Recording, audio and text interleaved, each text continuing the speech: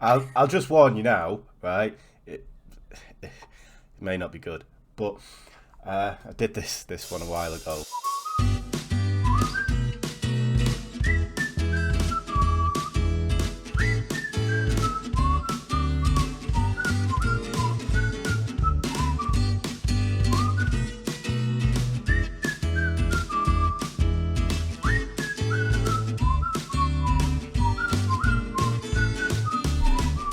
Hello and welcome all into the MO podcast. As always, you're here with me, Contumacious Ant. And me, Atreya. And today we are going to be talking about some urban legends that I have stumbled across. Exciting. Yeah, I'm going to use the word urban legends a bit loosely here. Some are just rumours, others are plain lies. Okay. But we'll see. Now, before we get into it, I just want to say, if you knew that we know everyone has done these cases before, and we do draw a lot of inspiration from like bedtime stories, Nick Crowley, the Internet Investigator, and Nexpo, and they do it in their way, obviously, and we do it in our way. So we just try and have a laugh, and it's just like two people meeting up at a pub, two friends having a chat over beers, and that's literally what it is. So we do have facts and whatever. It is research, but we do have a laugh with it. So before you type your snarky comment, I've warned you, okay? And I've been meaning to say this ever since we got that snarky comment, but I am loath to say it because surely within the first 5-10 minutes you kind of get what we're about and you can move on and do your own thing. But it's the same reason that I never say like, subscribe, and comment because it helps the algorithm, because I don't like writing it in the research and I always forget about it. So today I've wrote it all there and it's been said, and you can always reference this episode. Yeah, if you can't figure out from early doors that we're just having a laugh and we're not taking it seriously, we're probably not the channel for you. Yeah, exactly. But that being said, thank you for all the other comments that we've received. And it weren't even a snarky comment. It wasn't anything that like annoyed me or anything, but it was like 3 months ago. So I've been sat on it for 3 months. So I've let it go, obviously, as you can all tell. But No, I never want to hold a grudge, man. yeah, just wanted to clarify that just before we get into it. And I do have to say as well, that is the Twitter handle, because you may be able to tell that someone may have a drinking problem when they set all this up and can't spell. So there you go. Yeah, he set the email address up like that too. I Yeah, was like trying to log in and I was like, are you sure that's the password? He's like, it's definitely the password. Like, what the hell? It won't let me log in. And then, in yeah. fairness, you didn't read what I typed. You just assumed it Oh, was it the was MO me. podcast, not the It was MO it was pod me that act. spelled cast wrong. Okay, It's a 4-letter word. It's very hard. clearly. Just as well your name is only a three-letter word. Yeah, that's why I abbreviate it. Anything more than that, I'm screwed. Uh, And as well, just something that's a little bit personal to me as well, just before we start. If you're going through any times of trouble, if you're suffering from anything like mental health related, there is always someone out there to talk to. So, obviously, you just need that strength to be able to pick up the phone or reach out to someone, and don't think you're ever alone.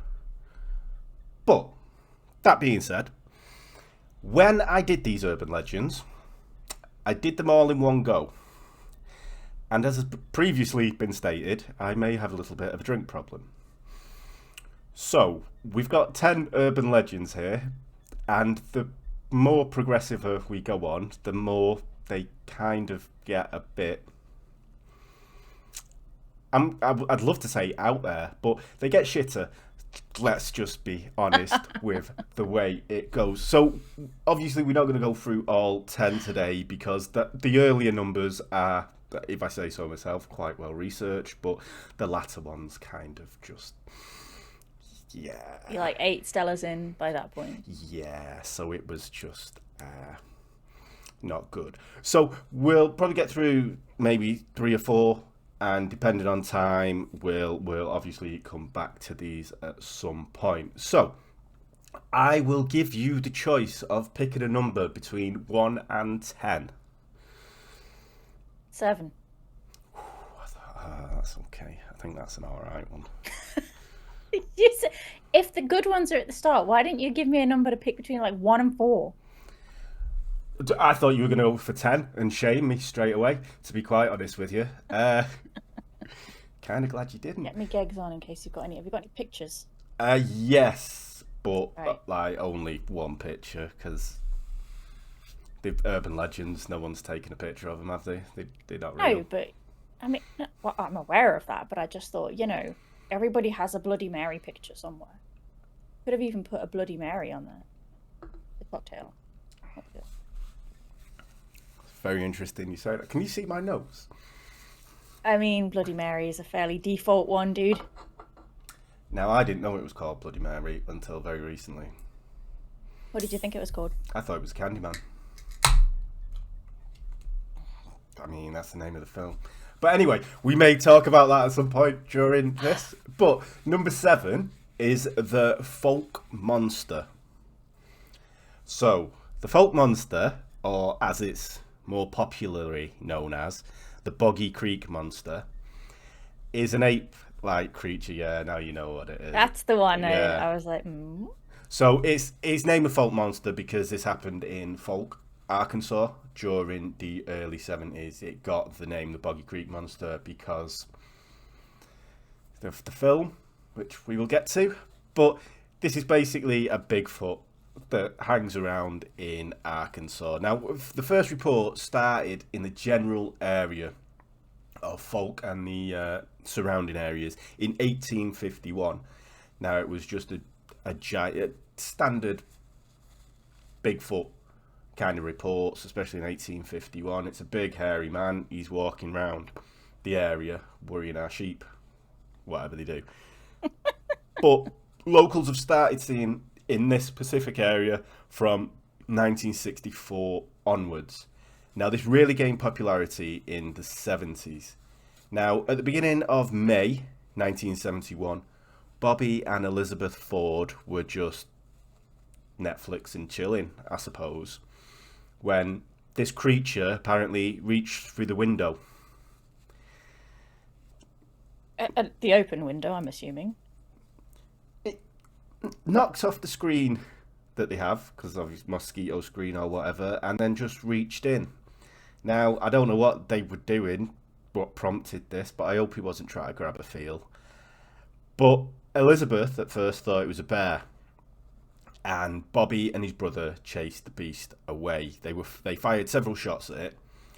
They thought they'd hit it, but there was no blood splatters, and there was an extensive search of the area, and they never recovered a body. Now, in the cold light of day, they looked at the evidence, and there were scratch marks on the porch and the window, and they did find tracks, but these tracks only had 3 toes on them. So it's already a bit weird. If you're saying a Bigfoot creature is kind of like an ape, then why has it got 3 toes? Unless it's been in an accident, I suppose. What about a big owl? It could have been, but then what's it trying to cop a feel with? Its wing? Yeah. That's a big owl. Maybe it got its wings stuck in the window. Maybe it was just yeah. flapping and it was, balls. Probably. And Because they have 3 feet. 3 feet? Well, not 3 feet. 3 feet. 3 What owls toes. have you been seeing? I haven't even had a drink. Can you believe that? That's what it is. I get confused when I don't have alcohol. yeah. Oh, Jesus, 3-footed owl. God, I wonder if that's an urban legend. That's an urban legend now. It's tripod. Well, thinking of something completely different now. So, I know you were. on the 23rd of May of 1971, 3 people claimed to see an ape-like creature crossing the highway.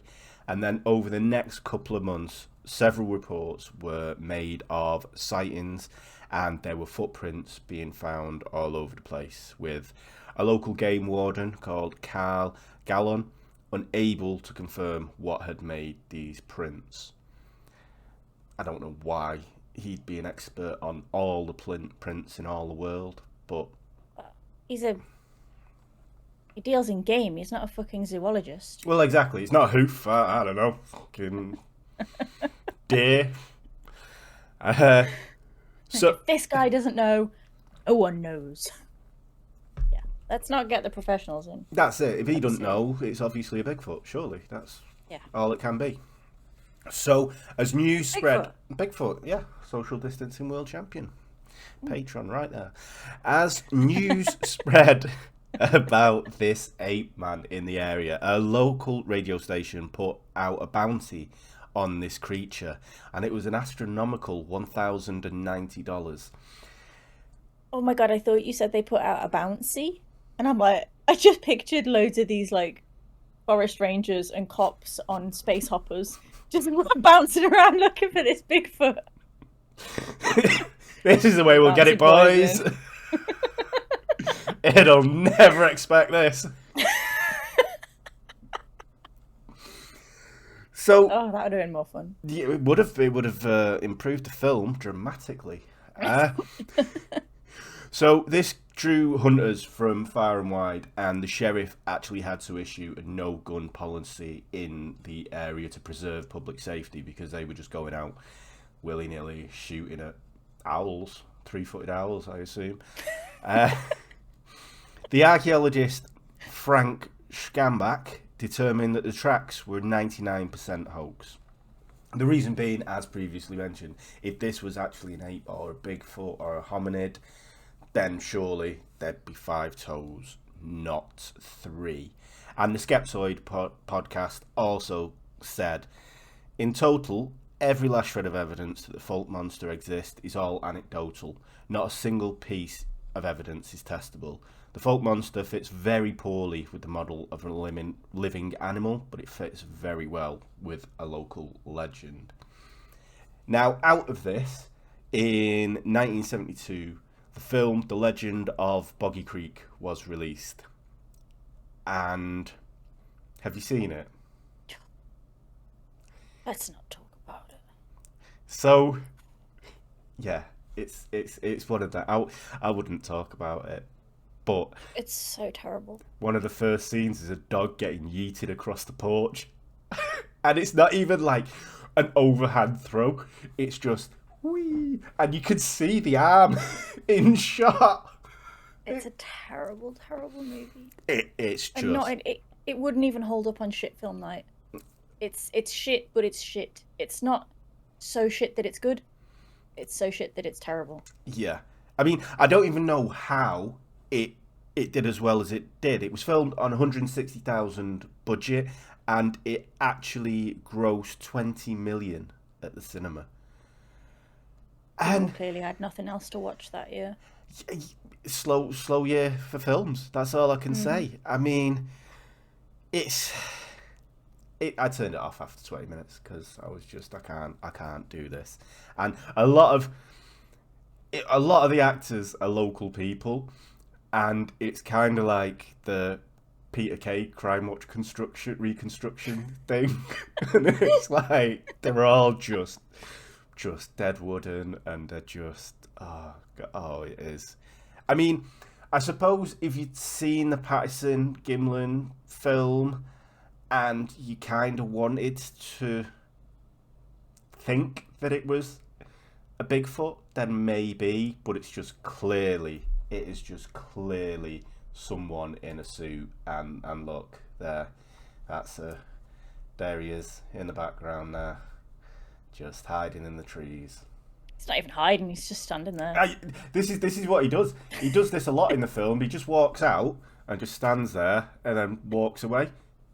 Yeah. It's just like, and no one's going, why is there a man in a gorilla suit in the woods? Why? It's just keep checking that they're there. Like, still there. Still here. I mean, I just want to go to the shop. They're blocking between me and Sainsbury's. How long are you going to be here? But it just comes out as, oh. I've got a fancy dress party to go to, and it's bring your own beer. I mean, come on, lads. I need to get to the shop.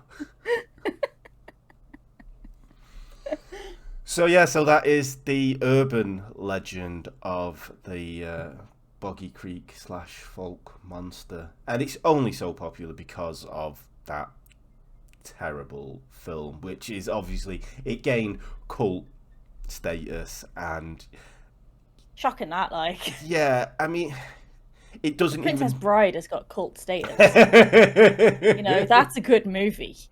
But fucking Boggy Creek, fuck my life. No, it's so hard to get into as well because it's just. It apparently tells Bobby and Elizabeth Ford's story, but it just doesn't. It's just. Anyway. You think as well, like so many places in America alone, like pretty much every fucking county in America has their own Bigfoot. It's not new, really, is it? It's like every single county has a version of Bigfoot. This is the thing, and it's not a documentary. It's clearly a film, so I don't see how you can be like dragged into like the Patterson Gimlin. You can kind of go, ooh, maybe, but this is clearly a film. Mm-hmm. So I don't understand how you can go, yeah, it's film, innit? Rather than that's true, that happened. Yeah. Seen it. So that was number 7. Oh, I'll have to mark these off, won't I? Really, because I'll forget otherwise. If you start telling me the same story again, I'll just say we've just heard this one. It doesn't look professional, though, does it? And do we ever? I mean, that is what we live and die by, our professionalism, isn't it? I was going to say, like, mm-hmm. So, a number between 1 and 10 that doesn't include 7. 3. Okay, 3 now. 3. What have we got? 3. Ooh, I like this one. So, whether this is an urban legend or rumour or made up, I don't know. But is that not what an urban legend is? Yeah, but I'd say more an urban legend is it has a specific place. Do you know what I mean? It's to that area and is someone's seen it and it spreads by word of mouth and then it kind of mutates over the generation. I'd say an urban legend is more a campfire tale that gets elaborated on by Chinese whispers kind of thing. Mm-hmm. Whereas this is, yeah. So this is the human flesh clothing. So apparently this has been around for years. So it's basically clothes made out of human flesh. Ew, that would stink. I mean, it's been dry cured and stuff. They've not just like lopped it off the body. No, but still, it's still gonna stink. I mean, leather smells pretty bad. Yeah, just wash it properly, I suppose. But what are the washing instructions for human skin? I mean, exactly. You could ruin it in one wash. Well, I'm not taking that chance. Dove soap, surely. That's the way I wash my human skin. I'm not going to hand wash anything. Just take it in the shower with you. Oh, yeah, actually. There you go. See? Yeah. So, there you go. This is... It's... Right, so is this a rumour? Is this true? So basically, this never started with Peter, but apparently they set up a online clothing store which had where you could buy human skin clothes. So it had shirts and jackets and shit. It's called Urban Outraged, their store. Not to be confused with Urban Outfitters, because I think they're kind of piggybacking off that, to be honest with you. And obviously, with all things Peter, it's just made up bullshit. It was just a campaign to draw clicks and to try and pressure outlets. Oh, Peter, as in the animal people. I was thinking, this is the first I've heard of all urban legends start with some bloke called Peter. Who's Peter? Yeah. I was sat there thinking, he's probably going to tell me in a minute, but now it's finally dawned on me. Yeah, he's got an Etsy shop. Because when you said it starts with Peter, and then I was thinking, does he mean Ed? Like, is he going down the Ed Gein route here? And he's getting confused. This is like Peter Gein, Ed's distant relative who actually made a living off it. It's his cousin, 2 counties Yeah. over. So no, it's Peter. I don't know. But The animal people. yeah, the animal people, lunatics. So it's not new. This is a thing, obviously, that Ed Gein did do, and that's just another excuse to pull up fucking skirting boards, isn't it? Really? I mean, that's the only Gruffy excuse. skirting boards. He's just a pig. I'll never get over it. So he actually made it. Ed Gein made it for himself. He wasn't trying to make any money off it. But there is a website out there called humanleather.com, and apparently you can place orders. They sell belts and wallets on there, and they claim to sell to a very specific order book. Now, you can email them, and they've never got back to me. I'll be honest with you. I did email them for research purposes, obviously.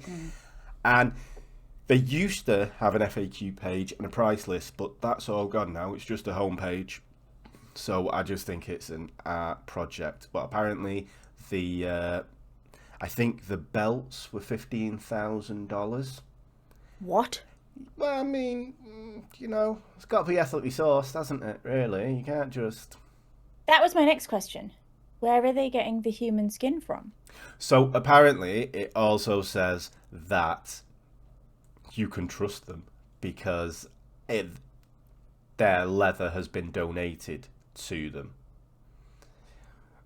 You see, I was all like, I'm going to like donate my body. Like people can use it for whatever they want. And I was told, no, we've got too many people donating their bodies. So, that's not a thing. But if you can donate it to the fashion world, I mean, my skin's pretty smooth. I take care of it. So, yeah, I'm good with that too. If I'm going to be somebody's really fashionably trendy fucking jacket at some point, I'm all over that. True. I mean, technically, this isn't actually illegal.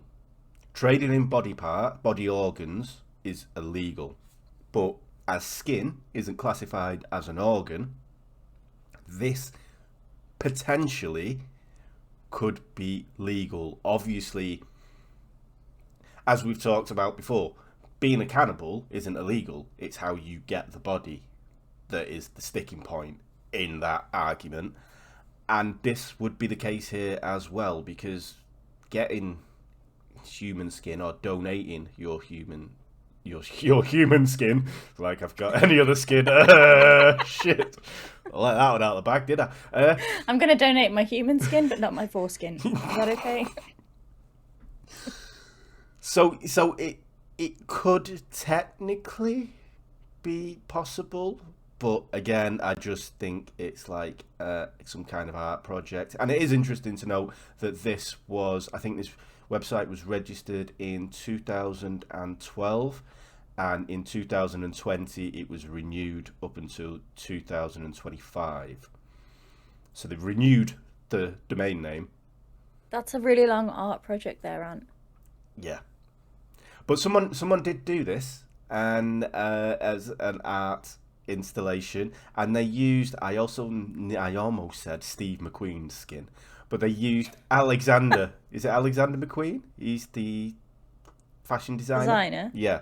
So they basically got a DNA from his hair follicle, whatever. You got DNA from his hair, and grew synthetic skin in a lab. And that's gross. Made a fashion project out of it. Now, they didn't need permission from Alexander McQueen's family or anyone involved in it, because... Why not? Because technically you don't own your DNA, so anyone can use your DNA for whatever nefarious reasons they want. Exactly. So I'm fairly sure I own my DNA. Not after you're dead. But they wouldn't take my body without permission from somebody. So, and how are they going to get my DNA without taken apart my corpse. Interesting you say that. So let's go back to the Watcher when they took the neighbour's DNA from a bottle. So if you you molt, okay, that was wrong. But you shed hair. If you just drop a piece of hair somewhere and they pick it up, you don't have any claim to that anymore. So this was kind of what the art project was getting at. You don't actually have any claim to any of your DNA once you're dead. Now that was the point of it. But I mean, I don't really care about it when I'm dead. I don't really want it anymore. I don't give a shit. If someone wants to wear me as a bag or a belt, good luck to him. Like, why not? But as everything, this is actually kind of based in a little bit of truth, because there was a gentleman called Beat Parrot. So he was called George Parrot, and obviously I don't know if he had a big nose or not, but the surname Parrot, people called him Beak. So anyway, maybe it was a euphemism. Could very well be. Don't want to know what's going on there. Well endowed parrot just sounds wrong, doesn't it? So how would it fly? Anyway, the mind boggles. Lopsided. So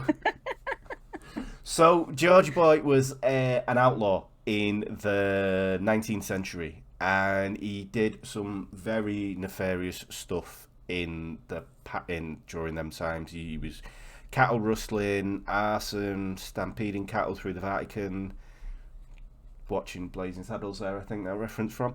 And so he had a gang, and after a failed train robbery, he shot the sheriff down. Oh, you can tell I was pissed there. But he didn't shoot his deputy. I was waiting for you to say that. That's actually written. I wrote this a while back, sorry. So he did murder 2 law enforcement officials, and he had a bounty of $20,000 on his head. Now, he was arrested and sentenced to hang. He tried to escape jail, but failed, and he shot the janitor as he was trying to escape. But the janitor's wife came along, wrestled the gun off him, and put him back in the cell. So, badass. Girl power, exactly. And I bet she was built like a brick shithouse. Probably. Janitor's wife in a jail. Jesus Christ. Yeah. So the locals heard about this, and they were a little bit pissed off because obviously janitor may have been one of their friends, and he was shot. So what they did, they came up with a plan, and they broke in to the prison. All the locals broke it. Well, there was a gang. I think it was about 3 or 4 locals broke into the prison. They held the janitor at gunpoint, bearing in mind he's still bleeding from being shot. They broke George out of prison, and as they're getting him out the front door, they went ha ha ha ha. And there was a group of 200 locals all stood there with a rope, ready to lynch him. So he was like, yes, I'm getting out of here. Yes, can't wait. Come on, boys. He runs out the door and he's like, oh, flipping heck. So that isn't even the most interesting part of this story. He was lynched, and after he was, he stopped twitching. He was taken down by 2 doctors, and they took possession of his body. Now, Thomas McGee and John Osborne, obviously back in the day, they took his brain to study criminality because that's what everyone did. And as they were a poking and a prodding him, they didn't need all that many bits of him. So they gave Parrot's skull cap to the 16-year-old medical assistant, Lillian Heath. Now, she went on to use this skull cap as an ashtray and a pen holder. Oh my god.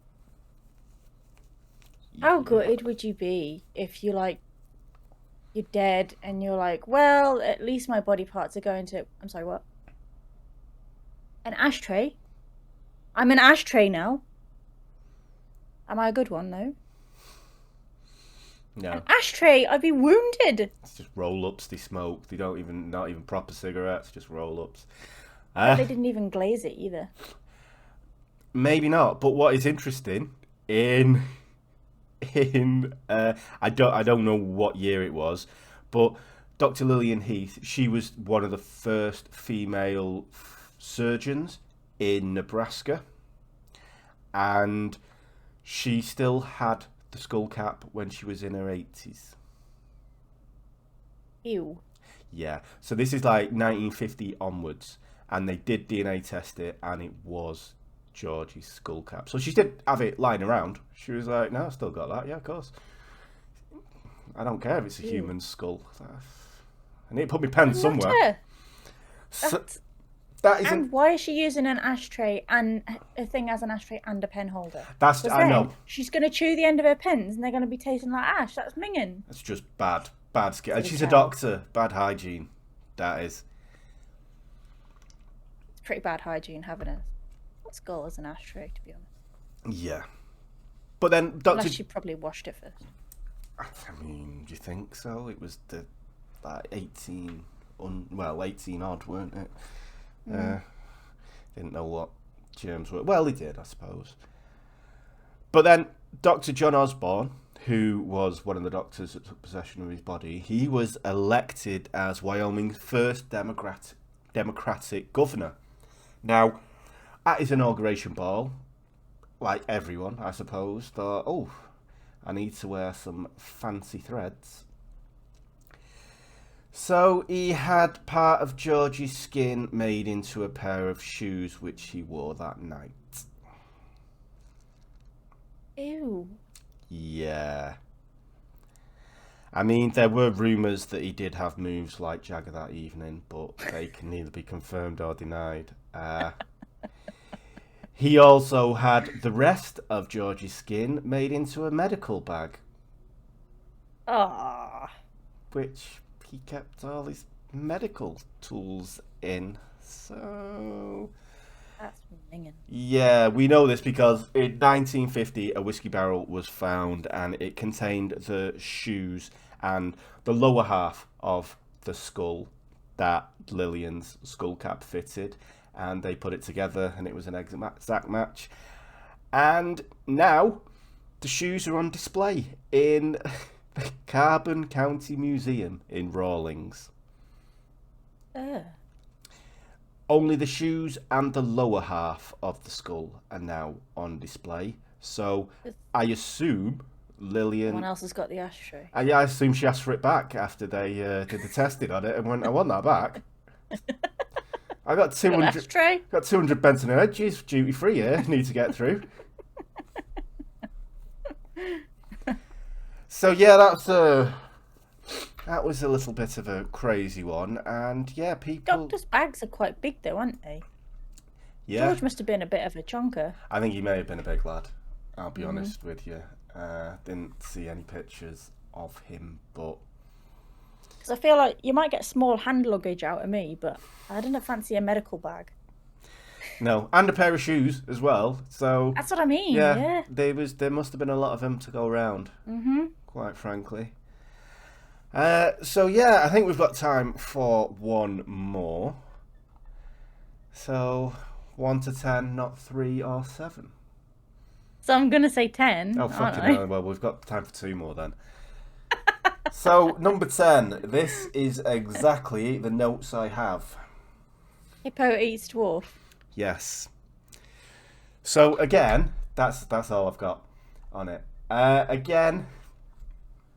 These are not necessarily urban legends, maybe internet rumours, but around the early dawn of the internet, there was this rumour, urban legend going round that at a circus, a dwarf, not being disrespectful, but that's what they called him, a little person was jumping on the trampoline, and rather than jump forward, they jumped sideways, and at this precise moment, a hippo was yawning, because obviously you have hippos in the circus.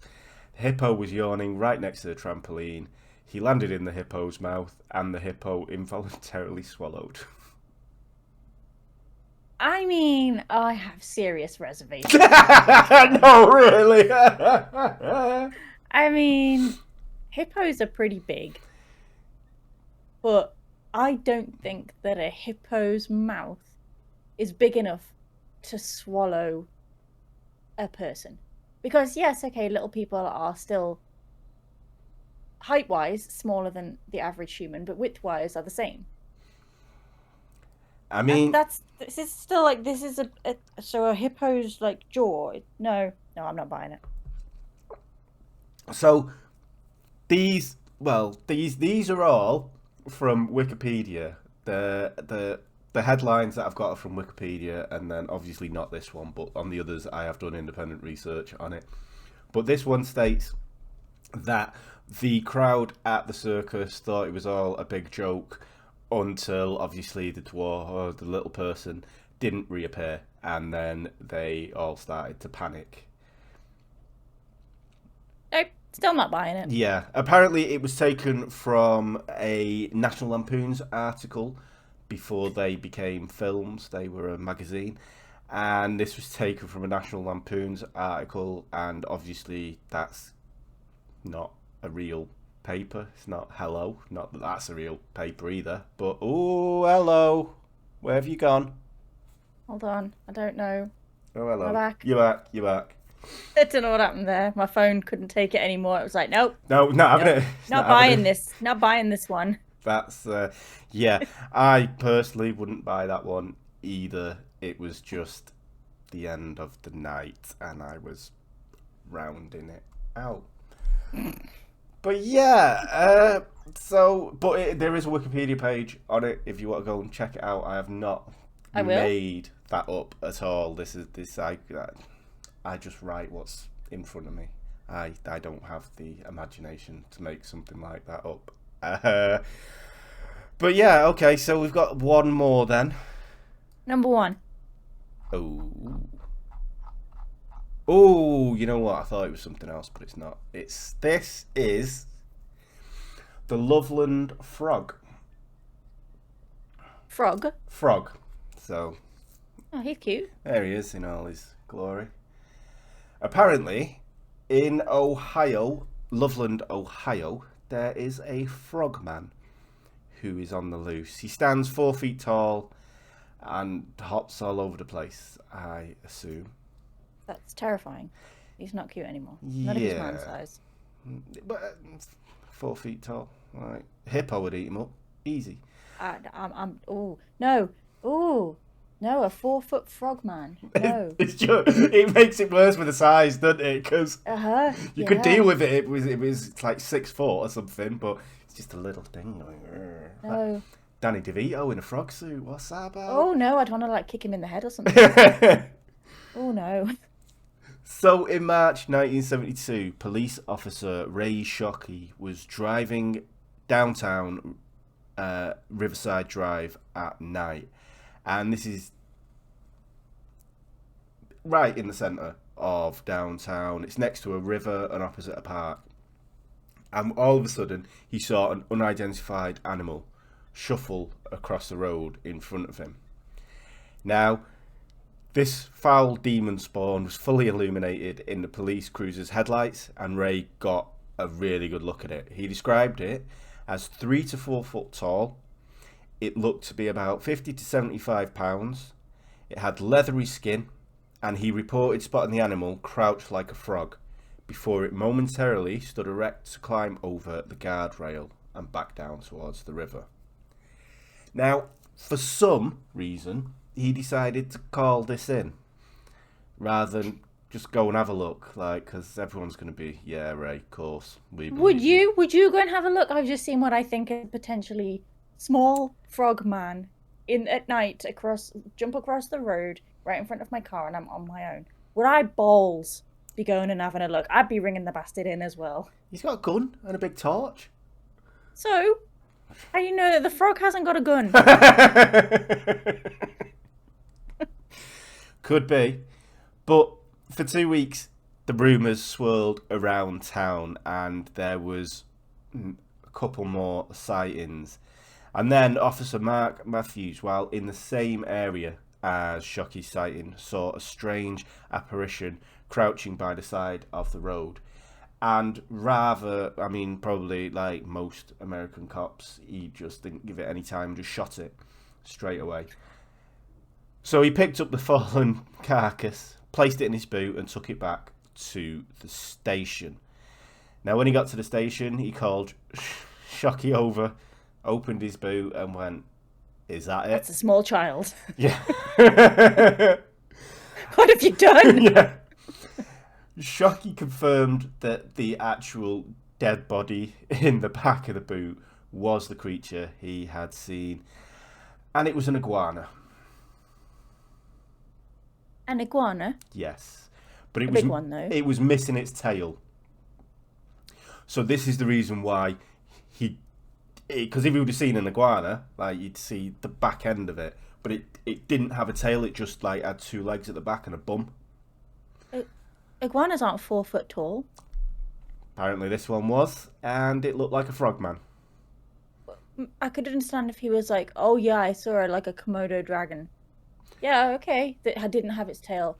Yeah, they're kind of freaky. They are freaky. I definitely would be calling it in. You'd buy that, but An iguana?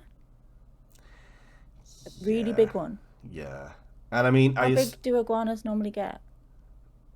I'd probably say, well, with a tail, Because though. I've only ever seen one like with a tail like that. I would still, if it jumped in front of my car, I'd be like, "Fuck, I nearly hit an iguana there." Whew, I would know what it was. I wouldn't be like, it's just waddling across the road, and I'm like, "Ah! It's a frogman!" I just wouldn't. I would just know that it was just an iguana. You would. But apparently, Ray didn't. He just... He's a fucking idiot. Well, yes, that is the takeaway. But then in 2016, a local Cincinnati news station reported that a night of fun turned into a chilling tale of hell for 2 students in the area. Now, while these 2 students were playing Pokemon Go, always starts with this, doesn't it? Always. Were they actually? Pokemon. Apparently so, according to the article. In 2016, it was about the right time, weren't it? Yeah. And they apparently encountered a frogman in the wild, and it was no Greninja. Is that a Pokemon? Yes. That's what the research said. Good, I'm glad.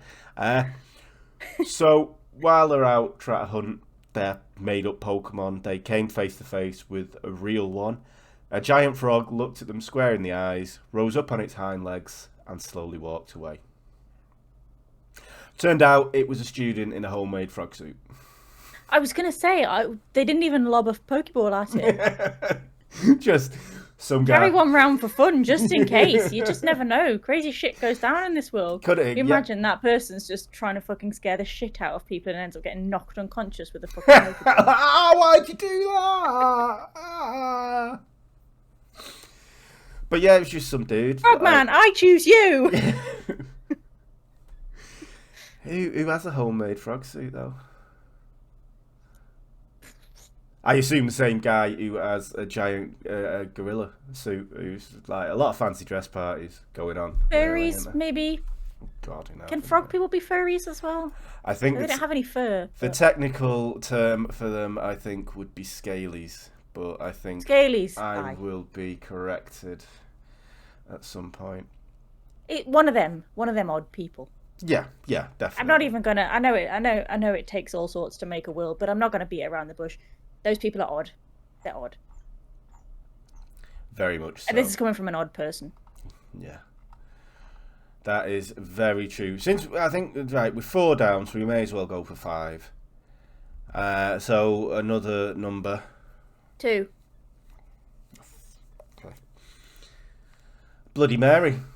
Hey. There you go. So it's not about the drink, but I did find out that there is a Bloody Caesar, which is made out of clamato juice. Clamato. Just try and imagine what it is, and it is that. Yeah, clam. Well, tomatoes with clams in it, apparently. Oh, that is. Oh, scruffy twat. No. I know. Why did they have to do my man Caesar like that? That's Terrible. That's horrible. No. Feel so bad for him. Yuck. Yeah.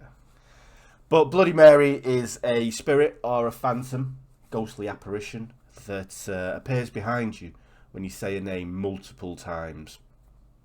Now, apparently, it's 13 times, but... I thought it was 3. Yeah, I thought I've heard 5 and 7. But, like, who's saying it 13 times? Who's got that much time? Really? Kids. I mean, geez. Girls at sleepovers. It's a thing, isn't it? It's a girls at sleepovers deal. Yeah. I always thought it was 3 times that you say Bloody Mary, Bloody Mary, Bloody Mary, and then you turn the lights out. And then you turn the light on again, and then she's standing behind you in the mirror. Yeah. And then she kills you or something, or drags you into the mirror. Yeah.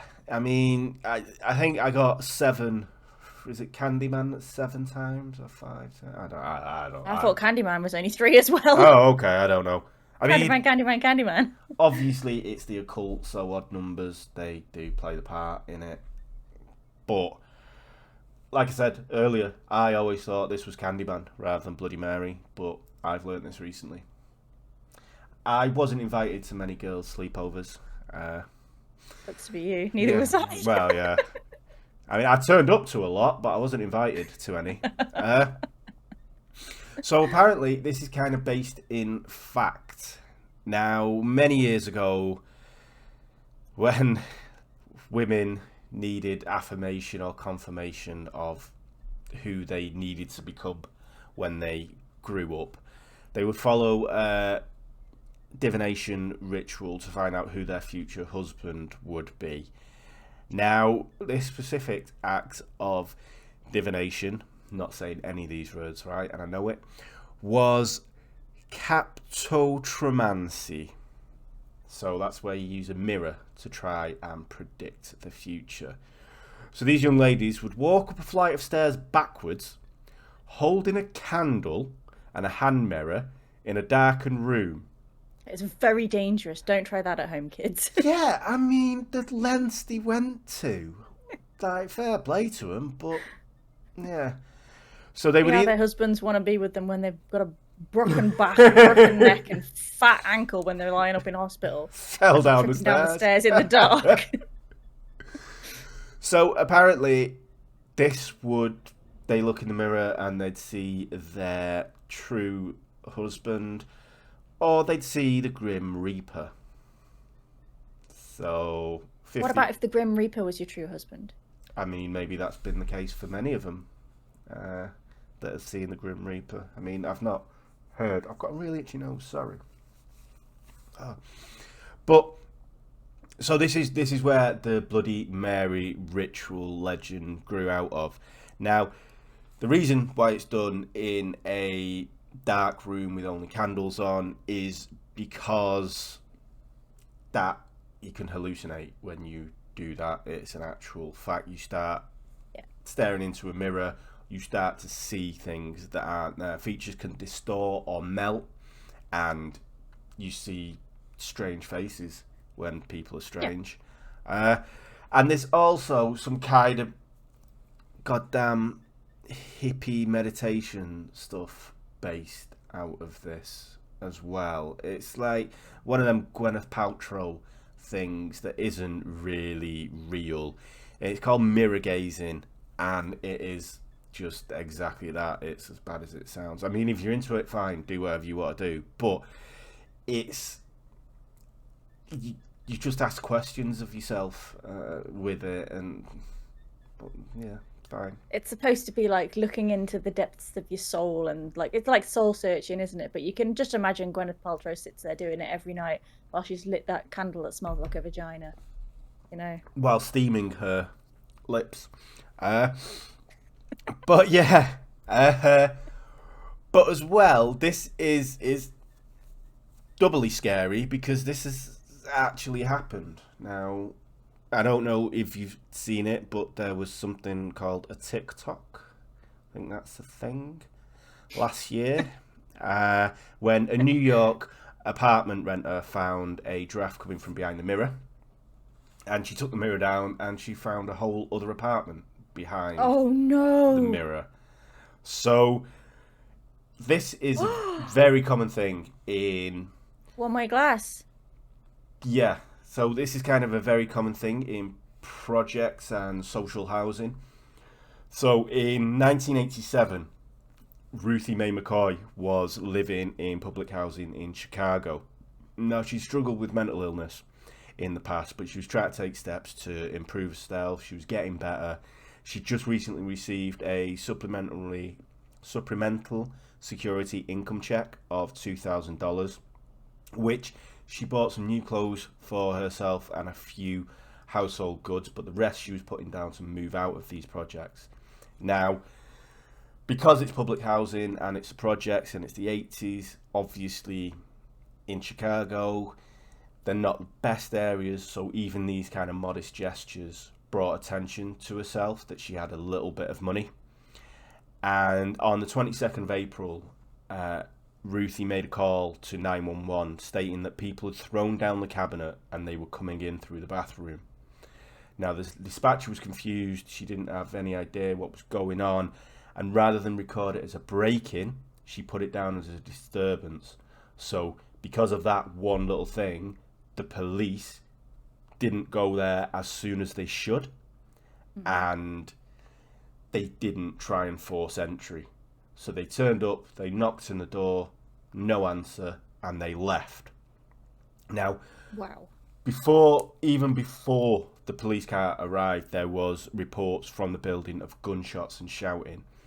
But because this is where it is, they summoned the building manager when they turned up, but his key didn't work and they left. So the next day, her neighbour, who saw Ruthie regularly, rang the police and told them she was worried and asked for a welfare check to be done. So the police turned up, knocked on the door, and again, because they got no answer, they just left. That's the whole point of a welfare check. Yeah. I think it goes that they may have known about her mental health issues, so they may not have cared, and the area that it was, and the colour of her skin. I think it just all builds up. But Deborah Lashley, the neighbour, she wasn't happy about the situation, and she called the building management company. She got access to Ruthie's apartment, and they found Ruthie dead, unfortunately. She'd been shot multiple times, and her apartment had been ransacked. Her murderers had gotten access to the apartment via the walkways behind the mirror. Now, Jeez. they had them, so even buildings nowadays that are still standing, I don't think they do it nowadays, but certainly then it was to get access to pipes without disturbing the neighbours, kind of thing. But it's just, I don't understand. Scary. Yeah, how the police didn't know this and how it wasn't something. But apparently these burglars have been using this as their modus operandi for over a year. They've been doing it to other apartments in the building just to break in and rob stuff. I think this was the first time that there was a murder involved, and unfortunately it was Ruthie. And alas, there was 2 suspects that were arrested over this, but I don't think they ever got charged due to lack of evidence. So, Wow. yeah, Bloody Mary's a real thing, unfortunately. That's not even the story that I had no idea about that. That is scarier than Bloody Mary. Yeah, it is. Just if you're in an old building, I'd check your mirrors and see what's going on behind there, kind of thing. No, but there's been was it like, I don't know whether it was somewhere in Asia or something, where they discovered that was happening with like different motels and hotels, and like even like Airbnb and that kind of thing. Like they were basically spying on people, like with like one-way mirrors and like spy cams and pictures and like the kind of stuff you see like on fucking Bates Motel. Yeah. But it was real. And yeah, so apparently there's a way you can test for one-way glass With the finger. if you get a reflection, it's okay. Is that what it is? But if you don't, I don't know. Google it, but it's a thing. Yeah, because it is a thing, and I think Nick Crowley did it in Walmart and Target. They thought the mirrors were... I don't know if they necessarily thought they were one way, but they were different mirrors that you had. They made you look better in your clothes when you were in the store. Really? I don't know. Oh, I fucking want one of them in the house. Never mind in the store. I want them all over my house. But yeah, there is a way to test it. But Google it and just make sure. And on that bombshell, check your mirrors and be safe. All I can say. Don't confuse iguanas with frogmen. Yeah, definitely. I mean, that's the big takeaway. Are people in gorilla costumes with Bigfoots? Yep. And also make sure that you put on your organ donation card whether you're okay with people wearing your skin. Yeah. For fashion. I'm sure on the organ donation you can donate your skin, but I don't know. I haven't checked because I just kind of tick all. I did everything. If you can use it, have it. Probably can't, but you know. That's the thing. Half of it's going to be no good anyway. So if they can at least have me skin crack be on, rotten by the time you pull it out. Everything will be pickled. So there'll be very few bits they can save. Maybe it's my appendix. And who even has you don't even have an appendix transplant. No.